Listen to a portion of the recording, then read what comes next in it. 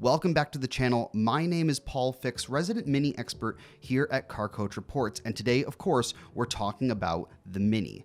Now, before we get into the brand new models, the 1499 GT and the Oxford Edition, I want to take a look back at some interesting special editions, and then we can take a look at the two new models.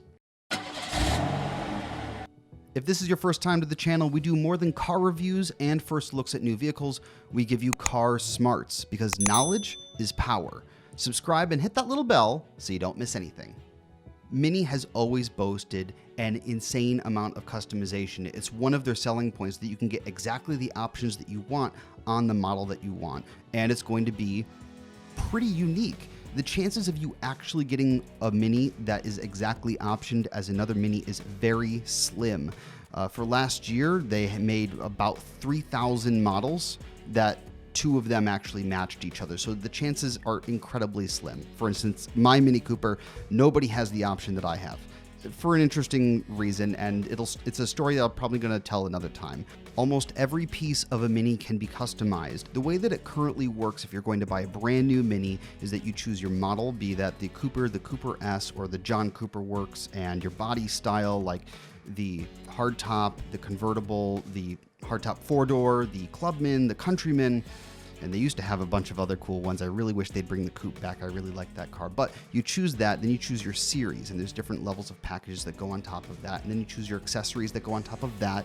And then you choose your graphics that go on top of that. And you can choose different wheels and key fobs and door panels that light up and all kinds of crazy stuff.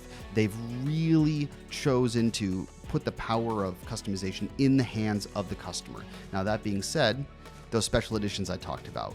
The first one I want to bring up is the Sidewalk R32, which was for the first generation Mini. It was a convertible in either the Cooper or the Cooper S, and it had a couple of little interesting options to make it more luxurious, especially the two-tone steering wheel, which I think is pretty cool. And a note as we go forward, almost every single one of these have special side scuttles like this. And that kind of denotes what the version of that car is and shouts out to everybody else, hey, it's special. If somebody doesn't immediately catch it, and anybody who's a real Mini lover, they'll notice, because there are certain options that are only available on these special editions that are not available on other cars. Usually it's a graphics package or a special interior or maybe special wheels that were only available for that model.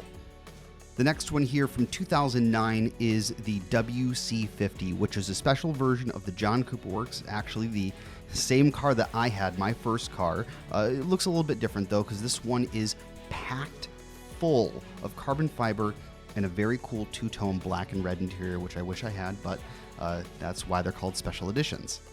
In 2010, they had the second generation Mini Hampton, which was only available on the first generation Clubman, and actually put all of this really cool red striped, it almost looked like red carbon fiber, very classy, very cool, kind of a throwback to England and its heritage there.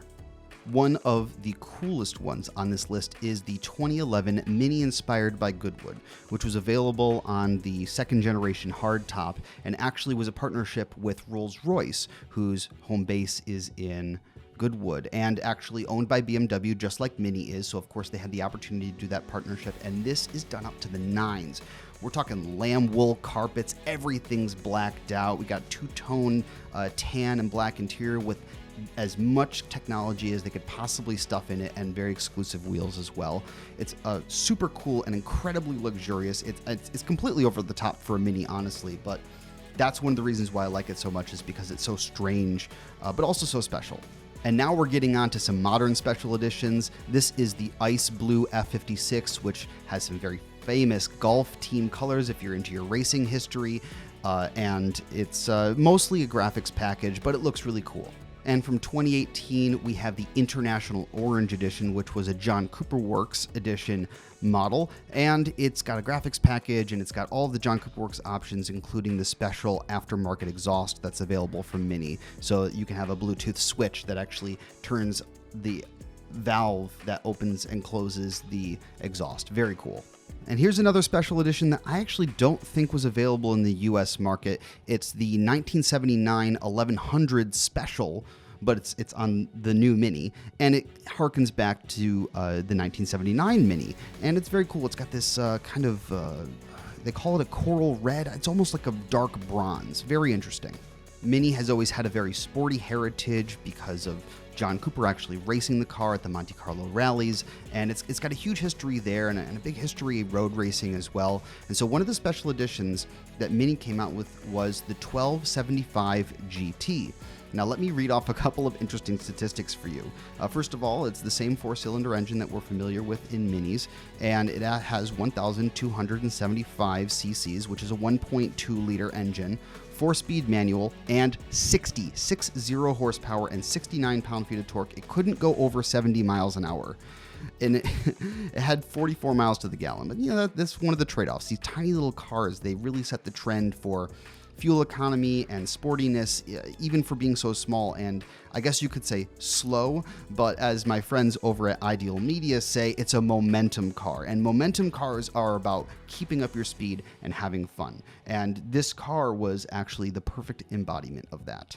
Now, harkening back to that, now we finally get to the new 2021 Mini Cooper 1499 GT. Now 1499, just like the 1275, denotes how many cc's are in the engine, which means it's 1,499 cc's. It's a 1.5 liter engine, which is the standard Cooper engine. Now what's special about this one is that it's all black with special gold striping and almost every single aesthetic John Cooper Works option you can get on it.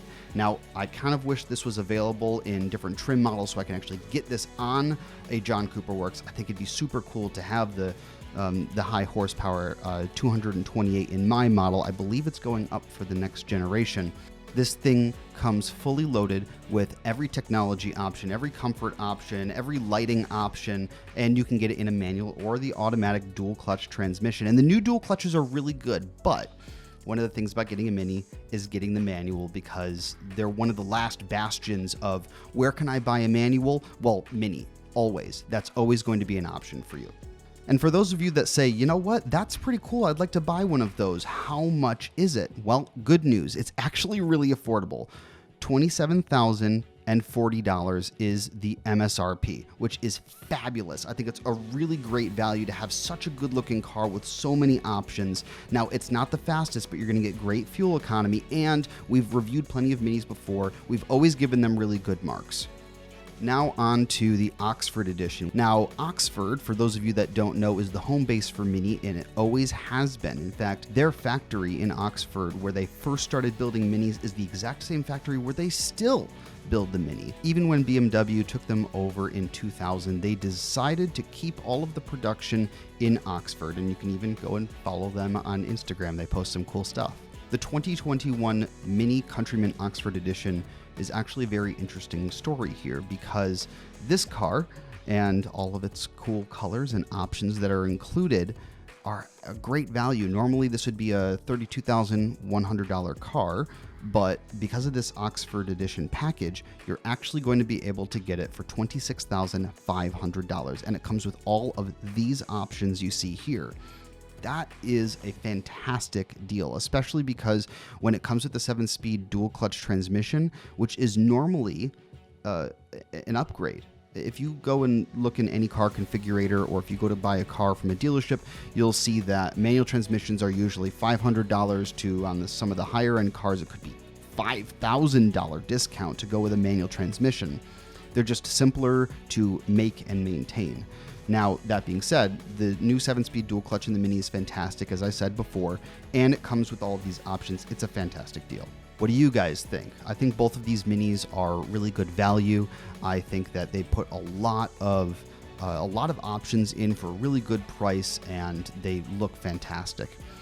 Would you buy one? We want to hear. Comment down below. We respond to all of your comments. If you have any questions as well about these special editions, previous special editions, or Minis in general, I'll be around answering questions, absolutely.